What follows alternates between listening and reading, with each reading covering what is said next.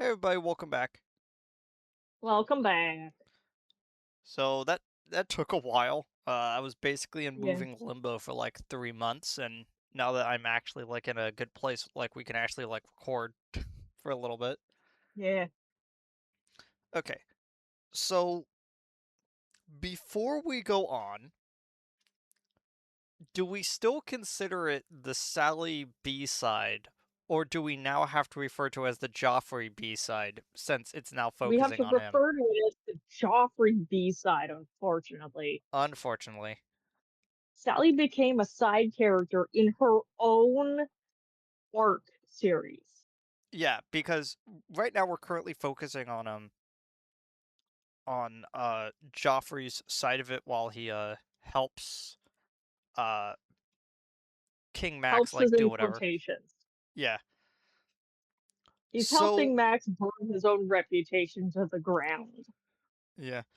So how about we start with the super special that we had to kind of miss so that we can do uh the previous episode properly. This is Super Sonic Special 5, aka Sonic Kids.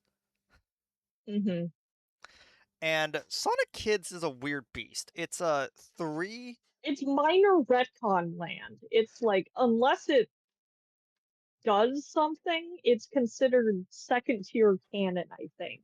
Yeah, I if I remember correctly, none of these stories are quote properly canon. They're just like side stuff.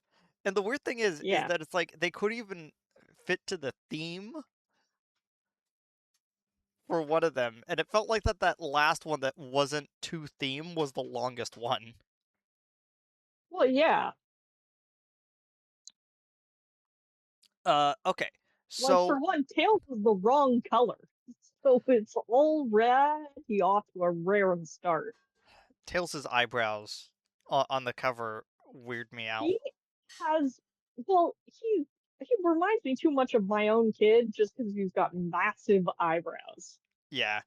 Um so the actual story proper is for its A side is When You and I Were Young, which is written by Gallagher and drawn by Gallon. And I think it's serviceable to an Yeah, extent, I but mean, there's nothing wrong with these two stories inherently. yeah. Uh to basically just explain what's going on is that it's trying to give like a what if of how the freedom fighters as a group formed. Like there's a lot of like hmm weird canonicity behind this scene in particular, just because one, Tails is here before the war, and they didn't find him until afterwards. Uh Two, uh they're all in Sally and Sonic know each other, uh and Sally's not pink.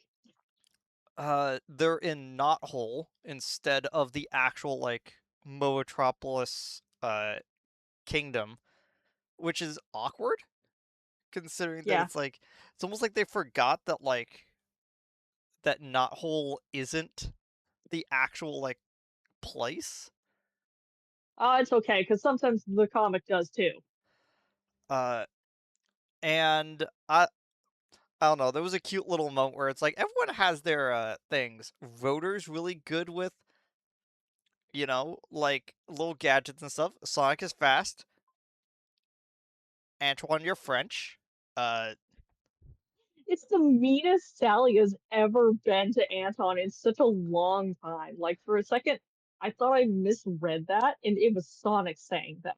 Yeah, and I would just like to remind you, at this time, I do not believe Sally knew, but if I remember correctly, Antoine kind of knew that he was basically being trained and Mhm. positioned to be the head of her guard, like from a very young Yeah. age, so that they can have this like back and forth and like have this like emotional connection to each other and And stuff. Rotor is supposed to be the next court scientist.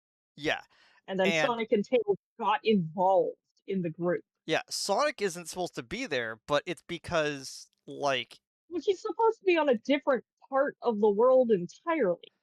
yeah, but it's also because Is it? like he's the kid to like a war hero and the nephew to the current like court tech wizard. So it's like Sonic is kind of around, He's but Tails being he's there there is through anachronistic. nepotism like everyone else, but his nepotism is different. Yeah. Uh so the entire cute story of we fall into a hole and that hole is the eventual hideout from the early parts of the story. That's kind of cute. And I could kind of I see like I like that part. If we can cut out that part of it and make it just Sally Road or an Anton who found it, I think that's the only canon aspect of this entire story. yeah, because if I remember correctly, Sonic doesn't show up into the picture until after like everything goes bad, and he basically shows up right before he saves Tails. Yeah. And so them all being together is a little bit anachronistic, but then you think about it and you're like, well, Tails is It should be also all of related them to together. Merlin, so it makes sense for why Tails would be here. And then you're like, And while no, we no, don't wait. know how Merlin is connected to the Acorn family, we know Tails is supposed to be with them. In Yeah. fact, I think he was more supposed to be with them than Sonic was.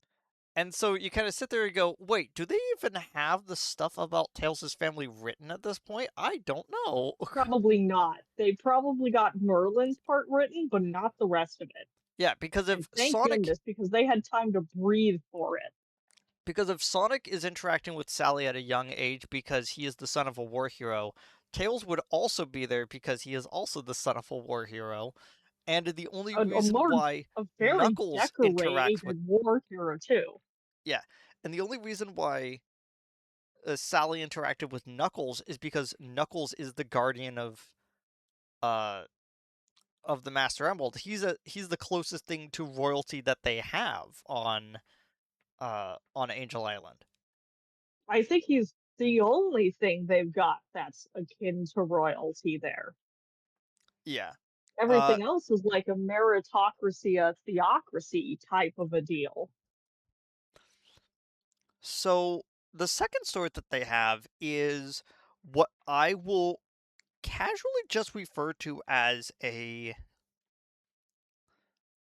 uh a classic Sonic story that is just written as if they are kids. Yeah, Like this is definitely like a first 20 issues type of story. It's just set in the at the current a time younger modern age knot bracket. hole, and it's set in and it has them as kids, and not it's a little lackluster, and it gives a I mean, it's as lackluster as those early issues were, so it's perfectly fine and fun. yeah, it also gives a uh reason why Tails is named Tails. So it's like this like weird thing of like Just you wait, there will be a third one too.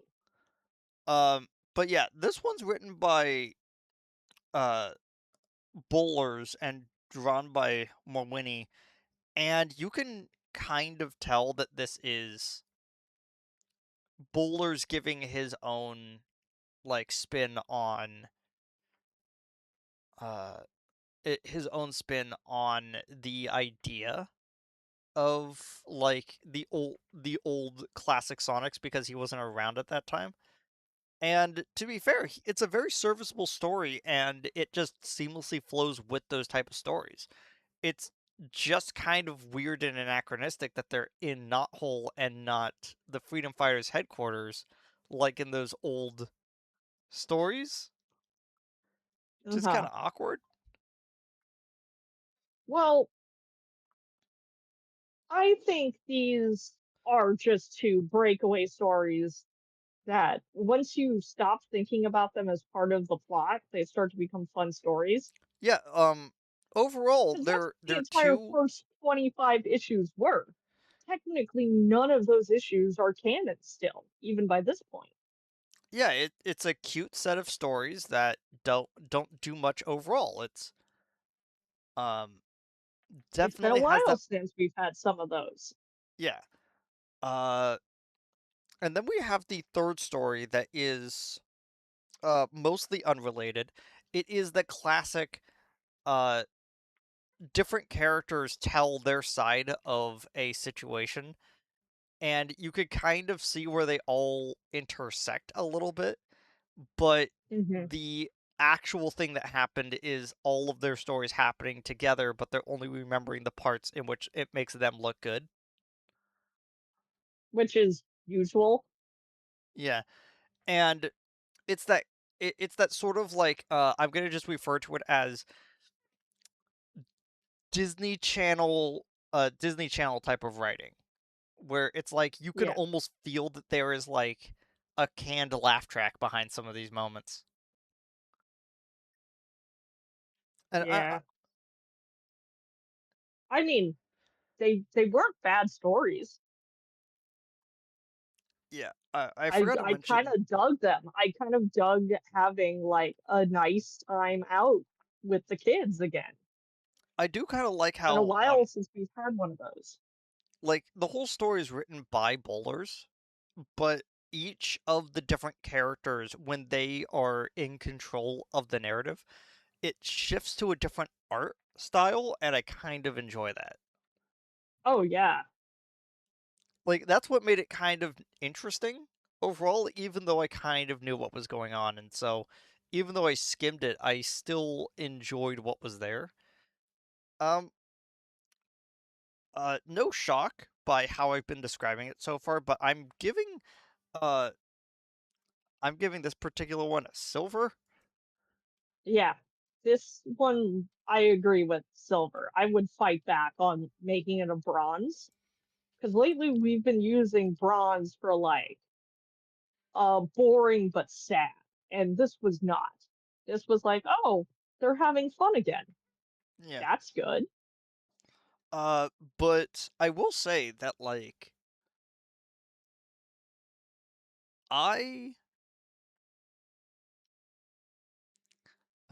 it is actually kind of funny how overall this is the one that's the most rudimentary and boring, and it's also the only real super special we owned. Well, I have a couple others, but I need to dig them out to remember which ones I have. Yeah. And So right now they're buried in the far back of what we call the hole. yeah. So There's no retrieving them right now. Also, Rosie's here in good health, yeah. and I like that. I like it when she's happy. So moving on to issue 61. Uh we're going to talk about the well, there is a quote unquote B side, but we're going to talk about the Joffrey side story altogether afterwards. And we're going to try to not Mhm. have them factor in to these issues because I think that that's going to just cause They problems. don't, because they don't. Okay, so issue 61. Um written written by Gallagher and art by I always mess up the actual like syntax of how this name Mercado Ocasio. It's such a long Spanish name. Uh, so this story is set in Down Under, and And it's basically always starts good to see Barbie again. it starts immediate res, and which you're like, wait, what's going on? And it's because they just wanted to start with the action scene. But what's actually going on is that the platypus guy from their team betrayed them, stole the upper Suddenly, half of Crockpot's body, uh, gathered up the rest of the platypuses and are now basically under the hypnotic control of Crockbot, who is at as they find just in a hole in a random house on the bayou. That's it. Yeah, it's That's the whole impressive story. how little he does. But it's like there's a cute moment where they show the Triple Trouble raft again. That's also on the cover. Uh,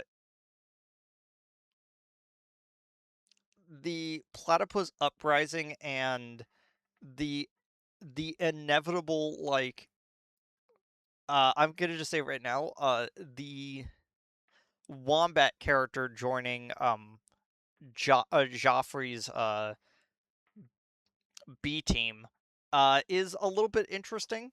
It means we're gonna kind of keep that side character around who is the least important out of like all of the all of the characters from Down Under. So, but there's something I really want to state.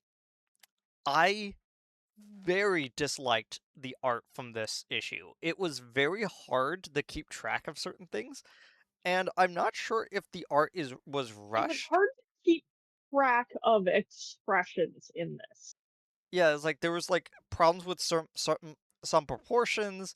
There were some like weird facial features on this. Not really too sure why it was like this, but it was.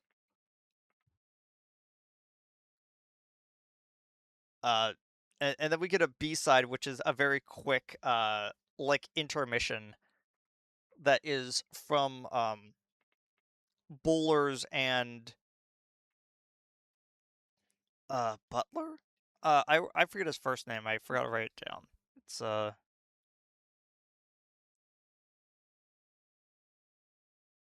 but yeah, it's a this really like short side story with Nagus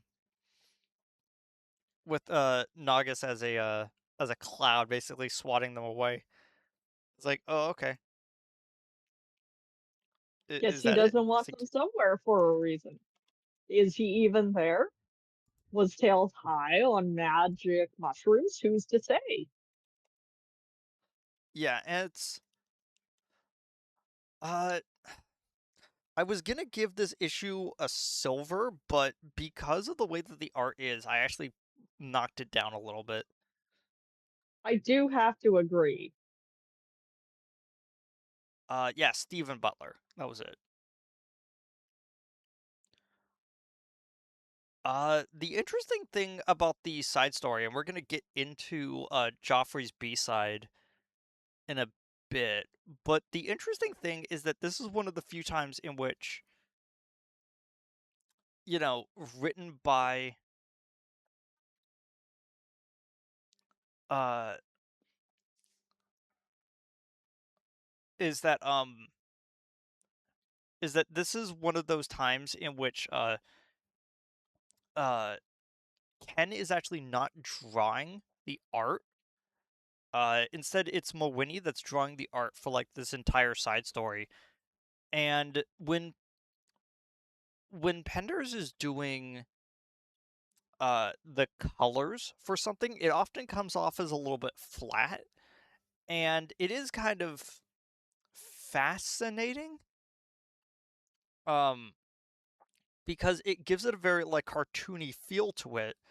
But as we kind of get into it, Stephen Butler has really good shading.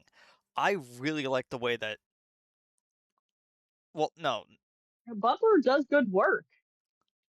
well sorry, he's not the one that's doing the shading, but like whenever his characters are shaded properly, they look really good, and we're going to get into that in 63, between 62 and 63. But like I don't know, um I feel like there was a completely different vibe when you see Penders is on colors, and it's just like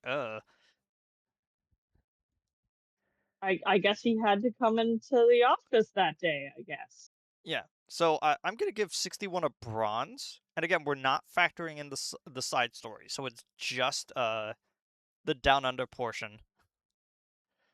And I would say that's kind of a bronze. Not much happens, and the second that they find where Crockpot is, the next page is and we're done. And I'm like, what? It's like, oh, okay, I guess we're done.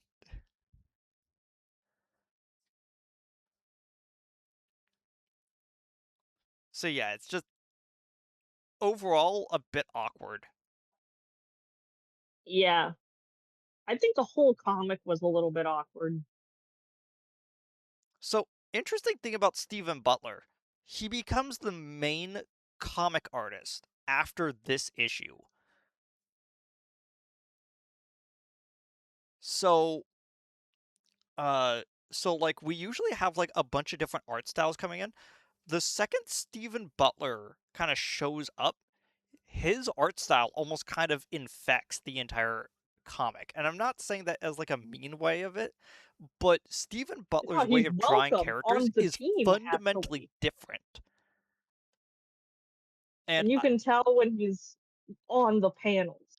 yeah, and I kind of said the same thing about Bowlers when it came to the way he writes Sonic. Uh, but as of 61, there was an entirely different feel to Sonic afterwards, and we're gonna get into some of the stuff in the next two issues. But what did you give 61? Did you give it bronze as well, Uh, or yeah, it's a bronze. yeah? And again, it's not because the comic was Like, bad. It's somehow literally because it's Joffrey incomprehensible doesn't sometimes. somehow Joffrey doesn't make the comic worse. However, he gets his chance in the next one. Yeah. So, uh, issue 62 gets one of the most boring looking one of the most boring looking covers. Oh yeah, this one Yeah, didn't it's they just them. didn't they scout this and remake it for another comic? um not sure. I This think there looks might have really been like familiar. yeah. So from issue 62 and onwards, I just want to make it very clear. Carl Bollers is now the head writer of the Sonic comic series, and his head artist is Stephen Butler. And from here on out, the entire Sonic comic now feels weird and interesting. Uh, Yeah. I mean, I like the first story, but that's because of the character that they've got in so there. let's talk about issue 62 on a microcosm. Okay. Um, so we basically get a follow up to the B side from the previous issue where after being swatted out of the sky, they're now spiraling a little bit and then they crash into a desert. And Uh-huh. at first they're like not really sure what to really do right now and they immediately almost like as if they were alerted beforehand um an entire group Like an of armed militia shows up, right on top of them, yeah and and we says, get "We don't have introduced time. Come with us." to the immediately like you can't really put your finger on it, but you definitely recognize this character design, but you're unsure from where. And I It's really funny. The whole time I was reading this, I was mistakenly calling him Johnny, and I'm like, his name's Jack because he's a Jack Rabbit, but I yeah, kept calling him Johnny. no. Johnny Rabbit is Johnny Lightfoot, I believe, is the character Yeah, from the British comics. yeah, It it's wears a why I kept red calling him jacket that. and is a Yeah. lot less angsty. Well, the depends on where in the comic you come at his character from, but yeah. Yeah. So this is a two-part story called Icon. And Icon as a story has been kind of picked apart by several people already. Like, I know that, like, the incredibly long video going over everything leading up to everything from the inception of, like, the Sonic comics as a retrospective going all the way up to, um,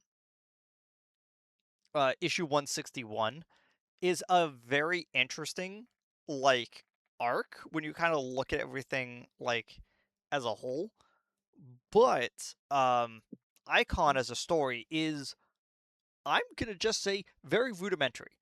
So, the story starts with It's this. paint by numbers, really. Yeah, uh, so it starts with Jack Rabbit's militia group pulling up saying, "You cannot be here. We were tracking your plane for a You're bit, playing and we need to make sure that you actually get out of here safely." It's like, oh, okay. because So it's a dangerous area that because they keep saying. the desert is full of Robians, or like roboticized Mobians, and they're just acting like a group of roaming zombies that have been trying to like bash against the energy force field around this city that Jack has been defending for a bit. And you immediately go, "Oh, okay, so this is like a zombie invasion type of storyline." How far into the storyline are they going to go? Because there's like three different directions you And can go with which this. yeah, You either get yeah. the farm or you get the prison, and if you've ever seen Walking Dead, you know exactly which two arcs those are. Uh there's very And why few. you want neither of them to show up. Yeah, because in reality you probably want to think better of humanity. So Jack immediately comes off as very hospitable to Sonic and Tails. In fact, he knows who Sonic is. There's even a statue to Sonic Everyone knows out. who Sonic is. Yeah, there's a massive statue to Sonic out in the middle of the city because he reveres his work a lot. And Sonic goes, "Okay, bit weird, but okay." Yeah. I'm pretty sure that at a different point in time, Sonic would have gone and said something like, "Finally, someone who knows how to treat a hero around here." Yeah. Um while this story is And then he going. starts, and then Jack starts trying to give Sonic wine, which, if you're in a random place, never take wine from the boss. Yeah. And like he's buttering up Sonic, and Tails is getting a little bit weird and suspicious because they pulled the plane over, and even though they fixed it, they're really trying to make sure that like it's concealed and covered, and it's not really easy to like find out in like the sprawl of the city. And you instantly get a, okay, so Jack is being honest with his appreciation to Sonic, but he's being oddly shady. What's going on? And it cuts over to like through a lot of these two issues to an ongoing prison break where all of the villainous pro Robotnik um people have been kind of locked up in this in Because this what you want to do is you want to keep them all in one place where they can talk to each other, basically. yeah, Great idea, Acorn. Fantastic idea. and they're all just like left there to just be to their own devices, and suddenly one day uh after kind of making fun of Snively for something, Snively drops his like nail file as he's like fixing his nails, and as he does that, all of the doors in the entire prison get locked open, and everyone's just like, "Oh." I guess Snively actually did something. And they go over and they look like they're gonna beat up Yeah, because Snively, and that's they lift him it's up and they go, immediate. "Okay, leader, what's going on?" And I was like, Because they're absolutely killing the prison guards. You can't tell me that they didn't kill them. yeah, it's why you didn't see any prison guards at all, is so that you can't make the mental connection that that's what's going on. Well, one And of them's about to drop him from like the height of the top of the room, but uh Draco's got his gun somehow. Everything's on fire. It's like, oh, it's yeah, not and gonna then be good.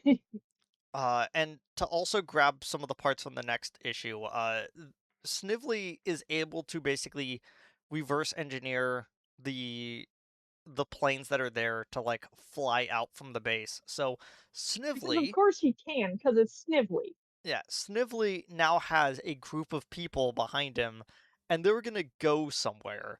And we don't really know where they're going, but they're gonna go somewhere. And I just kind of sit there going, okay, cool. Why was this not made its own issue? Why did this have to like be lumped into this story? Well, because you have to prove, well, it's probably because the first story didn't have enough meat to make it its own story, and the Joffrey story certainly doesn't. Yeah. And so I kind of want to just go through that really quickly because that's what's going on in the background of all this. So while we're like Sonic is like lounging around and like eating some like nice food, getting a like massage by like two lovely women, and Tails is like, dude, we should probably get out of here. It then cuts to Snively just like It smells crying on the weird. ground. It's so good. Anytime Snively's in peril, an angel gets their wings. Yeah, so I'm gonna save my score until after we talk I about have the a next issue. complicated score for Yeah. these issues. Uh, so to just jump to issue 63, um, I like the cover of issue 63 where it's just the Sonic statue from the center of town, and Sonic is just like, man, being talk about being put on a pedestal, and in a way Did you that want is, your head on a plate next, man? yeah, it's basically that one cover summarizes the entirety of the plot of this story. So Jack kind of explains where his head process is. Sonic is a great hero, and they are out here in the middle of the desert with barely any resources, and Sonic, his hero, is now here. They could now have Sonic personally defend this town from the Robians until they could figure out a way to get like a better defense system. Because right now they're losing like a lot of resources and a lot of people to try to defend this place out in the middle of the desert when they could just be focusing the resources on trying to get out of the desert. And Sonic is basically like, guys, I gotta go. And they don't take kindly to that. And I get it. You know, it's like Sonic as a character is never going to be tied down to one place for very long. And I think one of the overall themes with Sonic literally is the fact that he is a very wind element type of character. You can't Oh really yeah. you can't really keep this guy Anyone down. well, and on anyone who tries gets their hands burnt. Like Sally knows all too well. Yeah. Um so of course like all of the citizens are just trying to like keep Sonic in prison so that he could be their own personal like weapon against the robotic zombies that are trying to break through. And while Tails is going to get the winged victory, I always hate the fact that they call it that and not the tornado. But then again, it's not It called the should be the tornado until tornado. Sonic Adventure. So Yeah, which is not yet. Which, to be fair, if I remember correctly, the only reason why they have a plane here is because they introduce a plane into Sonic 3, and the only reason Well, yeah, why because that's what Tails they're on top of yeah, and the when they crash land on top of Angel Island. yeah, and the only reason why Tails is basically seen as like the person who is piloting the plane and like make sure everything's there is because of the way that like Tails is trying to keep uh is trying to maintain some kind of like closeness with the plane turns into his fascination with technology in the in the Sonic games itself. So it's a big cyclical cycle, you know? Yeah, And Sonic then is like, okay, so we can't get outside. We need a distraction to be able to get out of here more effectively. And what is a bigger distraction than taking down the shield that is covering the entire town? And it's going to help in our escape because they're too busy, like, trying to fix everything to stop us. So, Sonic's mentality in this moment is these people, I am going to break their only line of defense and leave them to die just so I can leave. And you kind of that's real bad. and you kind It's of think real bad. you kind of think about that as a whole and you're like, Sonic, that's kind of Awful thing. a weird thing for you in particular to basically decide upon these people. And Sonic basically goes, "Oh, I know where their shield defense is. It's in my head, in the statue, because it's the thing that they care about the most is that they care about me, and so they're gonna put Man, if he would have been wrong, that would have been egg on his face. yeah, and it's like and so you have this moment where he breaks the statue, says his in quotation marks iconic line "Hasta la vista, Mista," and gets out of there with Tails. If you don't know, Bowlers really likes using that phrase. I'm not sure where he got that, but it is a very funny phrase that he keeps trying to make Sonic say He keeps as a trying to make it catchphrase. canon, but Sonic has catchphrases. Yeah, and it's weird. I kind of understand, but I also don't like the way that Sonic is in this issue. But it is very indicative to the way that Carl Bollers writes Sonic. Sonic is a morally gray character who will do the right thing for the right reasons. These people are now his enemy because they were trying to keep him captured. They stop being part of the good guys that look up to me. They are the bad guys that are stopping me from going on this adventure. And it's this weird moral gray that Carl Bullers really likes writing Sonic in. And we eventually see a lot of that in all throughout Ian, the Sonic in Space storyline, but uh-huh. it's just so fascinating, you know?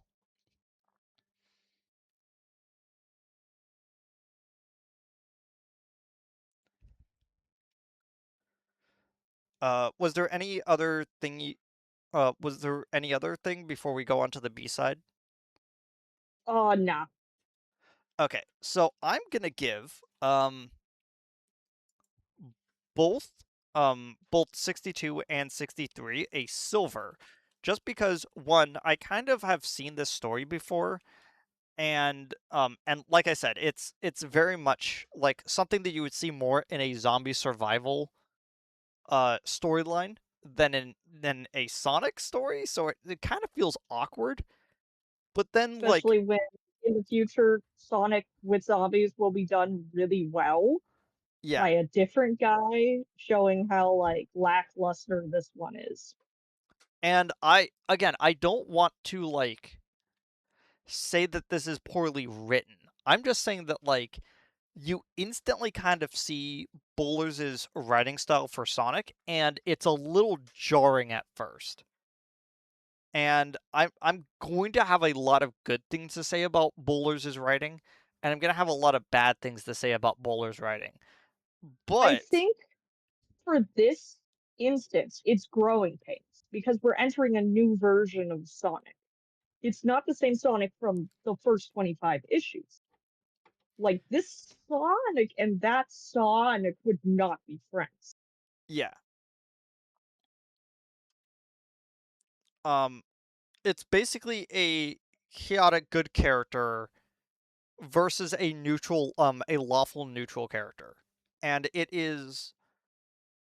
it's a very strange shift for Sonic as a whole, but not an unwarranted one. It still feels like Sonic. It's just a hard right turn into whatever this character Well, is. also because post Robotnik, Sonic is looking for something more. He's been a hero who gave everything for a single area.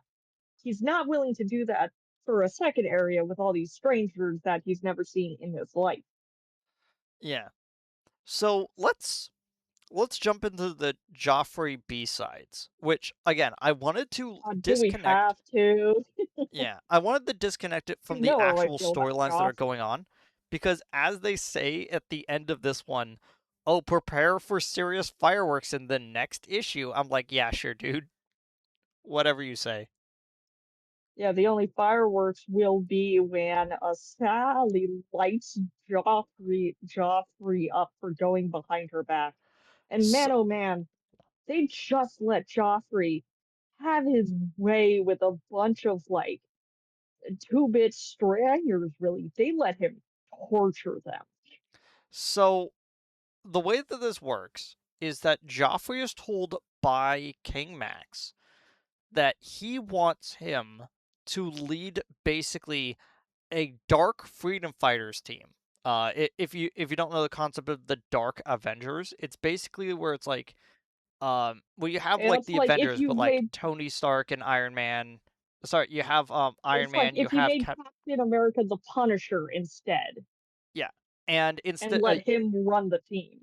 you have a front-facing freedom fighters where it's like all the main guys, and then you have these guys that are actually going in doing the dirty work and coming out the other side with no accolades, but all of the knowledge that the reason why something happened was because they were the ones that were setting up in the background. So this B It's the team, Suicide Squad if they didn't have like bombs in their brain. Yes. yeah. So Joffrey puts together a team made out of the Wombat from the Down Under Freedom Fighters. His He name is recruits Stu, he recruits SBO's cousin, who was also on Angel Island. Like we at this point we have no idea about any of the extended family of the chameleons. And so it's just really awkward for French SBO to show up, you know? And it's just is like so funny. uh and then you have uh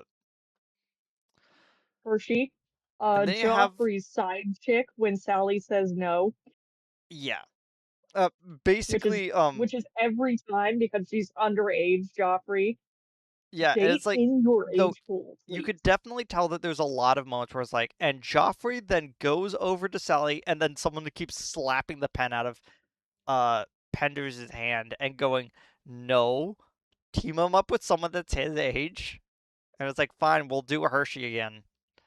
Uh, because she only got like a tiny role in like issue 50, and so now she's eternally saddled onto Joffrey as a character. Which is a shame since she's such a cool character. Yeah, I Oh, really she's like her, but wasted with him. yeah. Um, and then he goes back home and immediately knows that there is something amiss. And as he opens the door, you could see that Heavy and Bomb are inside his apartment, and then Bomb just decides to explode. And I was like, oh, whoops.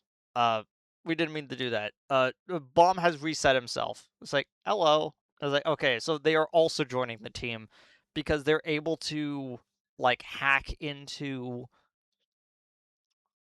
they're able to hack into um Robotnik's equipment, and they could go through backdoor channels that the regular freedom fighters are not normally able to do. And there's like a little training sequence where he attempts to kill Hershey, uh, and all that kind of stuff. And then there's Unfortunately, it will not be the last time he will attempt to kill her so that he can replace her with Sally. and then the mission actually starts. It goes well. One of the silver modeled swap bots. It's like some kind of Yeah, like superior class like model that's like still inside like the main Robotnik headquarters. They basically sneak in, they knock it out before the security can be alerted, and they wheel it back out. And on the way out, Joffrey encounters Sally, who got told earlier that is like, no, you are not allowed to look into Joffrey's headquarters. That's above your pay grade, princess. And she's like, yeah, no, I'm not letting this stand. excuse me. So she physically goes over to where Joffrey is to ask him questions, and Joffrey says, no, because I work for your boss. And unfortunately for you, I don't answer questions to you directly. And Sally looks like she's gonna rip his head off. She should have. She would have And done the world some good. yeah. So I'm gonna just say right now, one of the reasons why I actually like contemplated bringing the score for all three of these issues down is because of the Joffrey side story, which is so boring. I'm like, okay, Well, the Joffrey, you're only doing time it something in the gets background. Cool. interesting is when he's trying to drown Hershey, Yeah. which is saying It's something. like, wait, where'd you get this robotic shark? Don't worry about it. I don't worry about that. It's like I think we should worry more about it actually. Um, so that's all going on, and then we're supposed to continue the story in the next Sonic issue, which I can't remember right now, but I think they make it like a proper, like full B-side in that issue, and it's like actually like They a should large have thing. just made it the B-side of one comic and we Yeah. would have gotten all the information that we needed. I mean, they could have Well, I actually know just could made have it had like one a issue five entirely. panel, Yeah. yeah, but they're not gonna do that because Joffrey is Pender's boy. I just want to make it very clear. There is four storylines that are currently going on right now. There is Knuckles' storyline going on Angel Island. There is Sonic and Tails tracking down Ixnayas.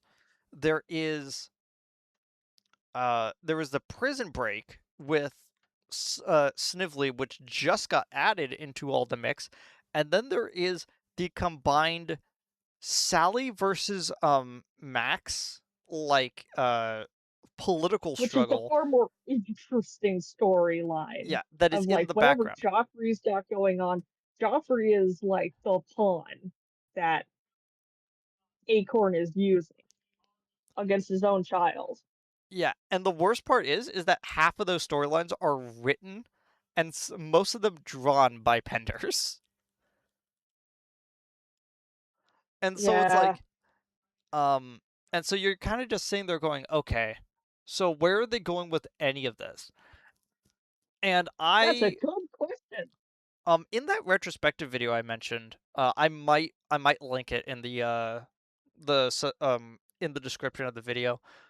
They basically say that they had to um s- space out the main different storylines of this whole thing and only read one particular storyline from front to back to not go insane.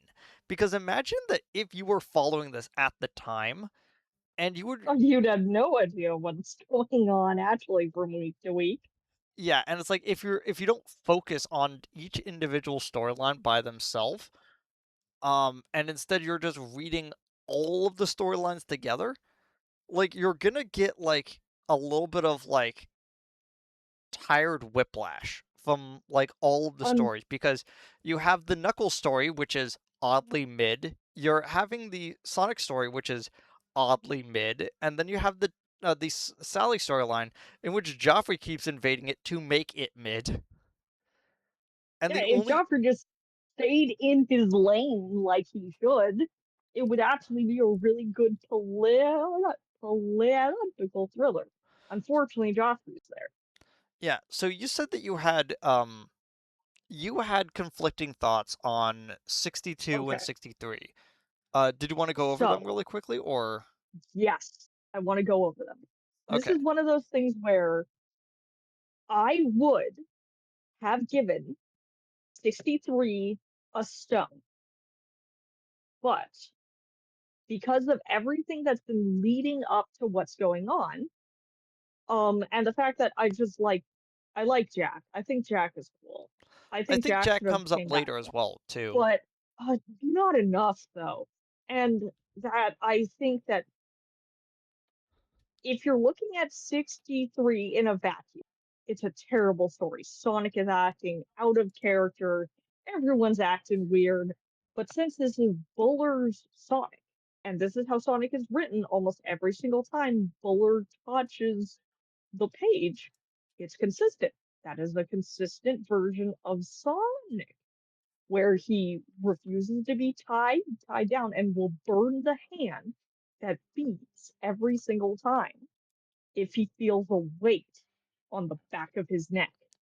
Also, Like, this is just what he does. This is what he does to Sally. It's what he does to Tails. It's what he does to all of his friends. And we're about to see that more and more as the comic goes on. So I am going to give anything involving Sonic in these comics a high silver. Anything involving Joffrey, though, drags it down to a low silver. yeah. So that's what I'm I going to give all three of these. And also, the prison break story is by far the most interesting part of everything going on. yeah, because right now there's a mystery behind it. Also, I looked it up. Yeah. Yes, Jack does show up and he reforms the Sandblasters as a group of like renegades later on in the Of comics, course but we're it not going to does. get to those until Sonic like burns them so bad. yeah, we're not going to really He get did into the such a bad ramifications of what job. happens with Jack until issue 217. hmm and I will also state this version of Sonic that we see in 63 is a very consistent Sonic to how he will be portrayed going on in these comics. Yeah. Like, whether or not you like it, this is the Sonic that we have now. Like even up until the the Finn era, this is who he is. Up until like the hard cut to IDW. Yeah. Although I will And say, I'm not against it because of consistency.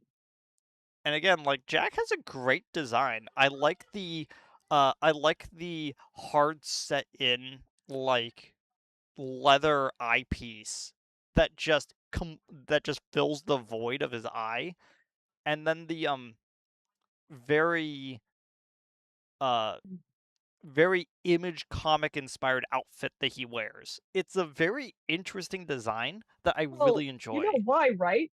He's just Rabbit Nick Fury. A little, yeah. I do wonder He's if just Bowlers Rabbit Nick wanted to do Fury. more with him. Like, Oh, because he he has such a definitely good did. design. Well, I definitely do think that anything we could have gotten with Jack and the Sand Blasters is ruined by time spent with Joffrey. That we could only have one. Yeah. Um Apparently there's one storyline that Flynn does with them, and then in Sonic universe there's a storyline where the Chaotix show up to the ruins of Sandblast City. And I was like, "Ooh, that sounds interesting." Yeah, Sonic did bad in this town. He did real bad in this town. It could be worse. It could be what happens to the Overlanders that he does to later, but we'll get there eventually. You know what? Sonic is, yeah, you don't want Sonic against you, but you might not want him with you either. Yeah. Um so just to confirm, you gave all three of them bronze, I gave all three of them low silvers. or at least 62 and 63. Yeah. I guess that kind of makes sense. Okay, was there any other thing you Well, it's wanted to just say the before Joffrey we stuff. before we ended off? Was there anything else you wanted to say, or I think I've said a good bit. I just wanted to include one last thing that I feel needs to be said before we start heading um into the adventure storyline, like which is rapidly approaching. um it feels like up until this point there is a distinct feeling that the comics and the games could have been set in different universes and they did not need to have crossover. But it feels like whenever a new game gets introduced, they always have to like scramble to somehow introduce it into the comics. And I feel like there was only two times in which that feels super forced. One of them is the adventure games. The both Adventure 1 and Adventure 2 feel oddly forced and unexpected from the comic side, and the other one is Unleashed. And when we're gonna get into the Dark Gaia saga, uh, way later at the end of Sonic's Archie run, but I feel like that it almost kind of feels like that the entire story had to take like a hard left turn going into the stuff with Unleashed just so they could tell the story properly. Yeah. And I don't feel like there was a good way of implementing it. Like You know, uh Unleashed is just weird to put in comics I with any pre-existing lore. yeah, things like Sonic Heroes where Robotnik has the Egg Emperor and it's actually like a terrifying thing. Like that's neat. Um That was cool. Things like trying to implement Shadow's backstory from Shadow the Hedgehog in a single comic to kind of make sure that all of the continuity works properly. That It was did give us admirable. the best. Yeah, it was a good attempt, but it also gave us the single best Tails reaction pose I've ever seen drawn in my life. Yeah, if I remember correctly, I still have the image uh on my stuff. Let me see if It's so good. It's it's Tails are you in talking about this one? space. Yes. Okay. Um we will get there eventually, but for right now we've got a It's so good. Out of context, it's also good. either way. I think that's good for now. Um Yeah. I'll see all y'all later. Goodbye, everybody. See you later.